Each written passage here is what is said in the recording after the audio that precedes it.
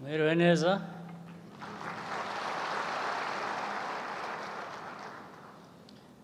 Ijambo ry'impamba ngira ngo riraba rigufi. Ni ugushyira hamwe mu magambo make ibyo tumaze iminsi tuganira, ariko ngira ngo nsabe kandi nibutse ko inama nk'izi tuba twagize n'ibiganiro byanyuze muri izo nama, ntibikabe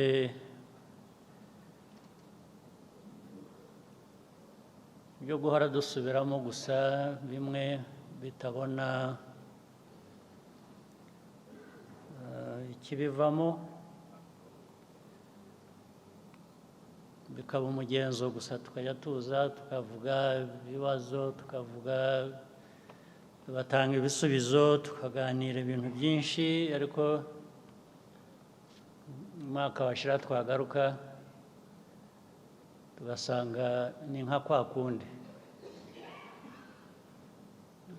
Byinshi byagiye bigenda ku buryo bwari bukwiye kuba bwarakosowe. Ntacyo byaba bimaze abantu iyo badindira mu mikorere no ku bintu bazi. Niyo mpamvu urebye n'ibibazo bya rusange dufite, navuga ko ari no muri Afurika ahubwo. Naho ubundi igisobanuro ariko cy'uko igihugu cyacu n'ibindi byinshi muri Afurika byo kudatera imbere bibibihe ibisobanuro, ko ngira ngo aho bishingiye hambere ni aha ngaha. Ibitekerezo byiza ntabwo bivamo imikorere myiza, ntabwo bijyana iteka. Twisuzumye rero ubwacu duhereye iwacu ngira ngo turabibona. Ntabwo twahora dufite abantu benshi muri hano rwose, ubundi murashoboye, tekinikare murashoboye, ariko hari ikintu cyiza kikabavanamo ubwo bushobozi, umuntu akabura aho bugiye, akabura irengero ryabwo. Abantu bahora bashoboye, ariko bigaruka ngira ngo buriya politiki nayo ni umuco, biva ku muco. Iyo wifitemo ubushobozi, ubumenyi, ibikenewe byose, ariko ntihagire ikikuvamo kigaragara, umuntu avuga ati ni byiza, ejo twari aha none ubu tugeze aha, turakomeje, intambwe iragaragara, turatera imbere. Haba hari ikibazo. Abantu bashoboye, abantu bafite byinshi mu bikenewe, impamvu bahora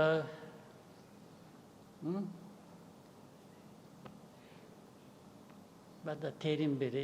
Uyu mugabane wacu wa Afurika, indwara iwurimo ni iyihe? Hari ubwo tuzajya twifashisha wenda, kandi bifite ishingiro, hari ubwo twifashisha ko abaduteye ibibazo na kera kose bakidukurikirana bagashaka uburyo niyo babonye ushoboye uriho ugerageza gutera intambwe, baraza bakamucubya. Bafite uburyo bwinshi babikoramo ntunabibone ngo ubimenye ko ari byo, ariko baragucubya, bahora always checking you and putting you in what they call your right place. Your right place should be there. And hatishe, hadakijije, rimwe na rimwe bakugirira imbabazi bakaza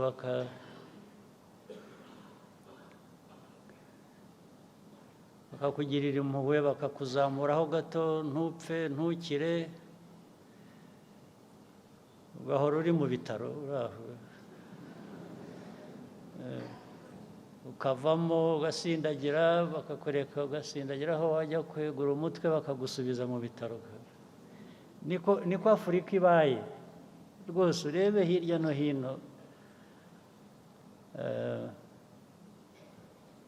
uzabibona.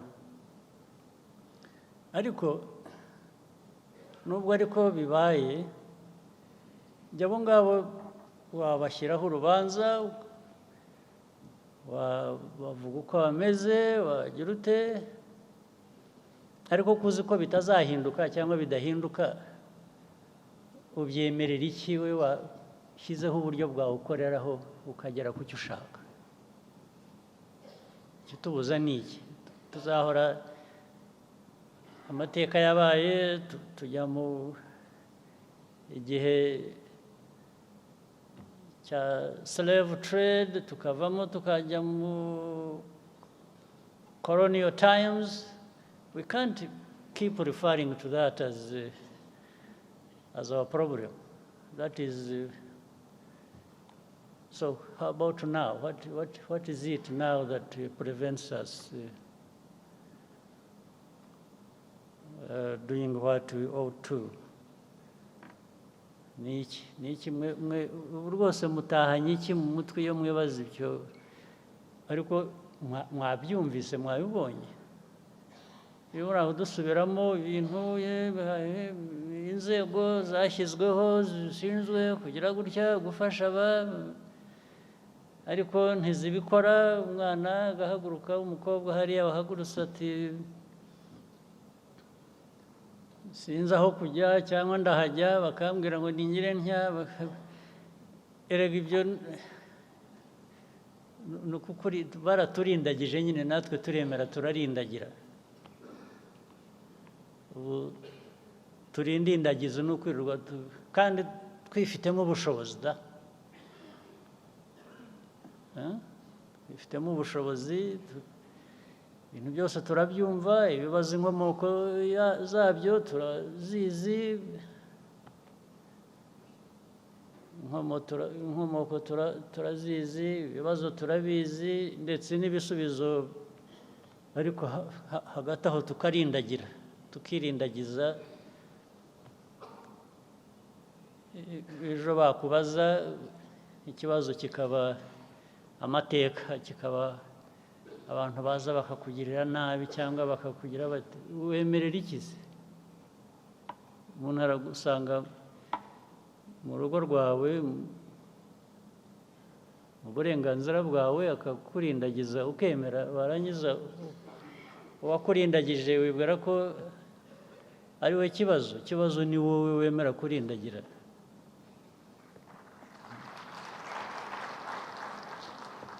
Twahindura dute rero mu by'ukuri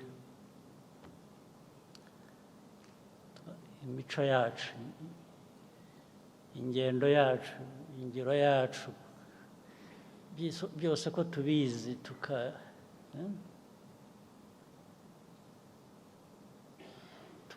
hagati yacu hari ibibazo byinshi ku isi. Ibyo ntabwo tubifitiye ubushobozi kubikemura, ariko dufite ubushobozi bwo gukemura ibyacu. Turabufite rwose. Impamvu tutabikemura noneho tugasigara twizibukira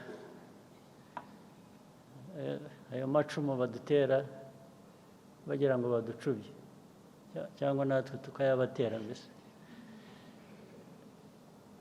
Kuko nicyo gisigaye. Ntabwo numva impamvu abantu ibibazo ku isi.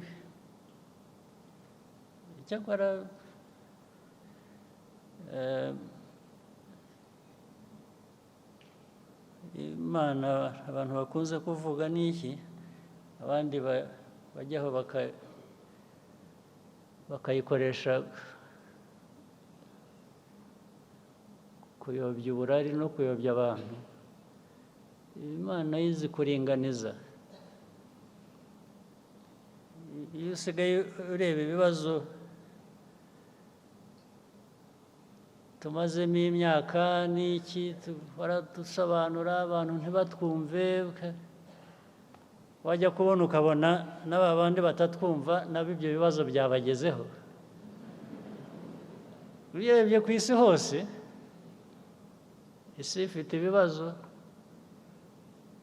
n'aba bandi b'ibigirwamana nabo barabifite, bitari bike. Ntawe bikwiriye gushimisha, ntabwo bishimishije ngo nabo barabifite, ariko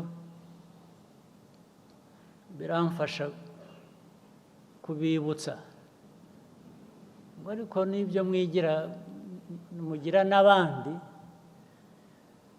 burya namwe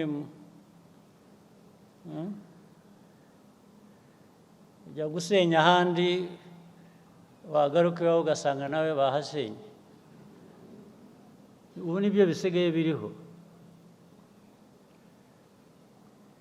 Ariko ibyo byose ntibikwiye kuturindagiza ngo twibagirwe ibitureba twebwe dushoboye. Hari ibyo dushoboye, tubikore, ibyo tudashoboye tubishakire uburyo, dushyiremo imbaraga, tubihe igihe, dushake uko twabigeraho, ariko dukora ibishobotse byose bikwiriye gukorwa. Hanyuma dushake uko tubana n'abandi, ari abaturanyi, ari abatuye kure, nibidukundira dukorane nabo neza, nibyanga izo mbaraga tuzigarura iwacu, dukora ibyacu bitureba, niko twatera imbere gusa. Ibi rero ntabwo bikwiriye kuba amagambo ya buri munsi, ya buri gihe, ahubwo ayo magambo, ibivugwa, ibiganirwa hano bikwiriye kuvamo ibikorwa bigaragara ko dutera imbere. Hanyuma hagati yacu tukajya tubishakira uko tubibazwa n'uko tubisubiza. Intego ari uguhora dutera imbere. Ndabashimira rero mwese ababonye umwanya wo kuba muri hano muri ibi biganiro, cyane abatanze ibiganiro. Ndashimira na partners bari aha ngaha bakurikiranye kuva ejo ibyo twaganiriye, nubwo batavuze keretse nk'umwe wavuze gusa, ariko ngira ngo batwumvise. Nizeye ko ubwo baduteze amatwi, batwumvise, bifitiye icyo byamaze nabyo. Ndabashimira mwese, ari partners bo hanze, ari abo mu gihugu. Mugire ibihe byiza n'akazi keza.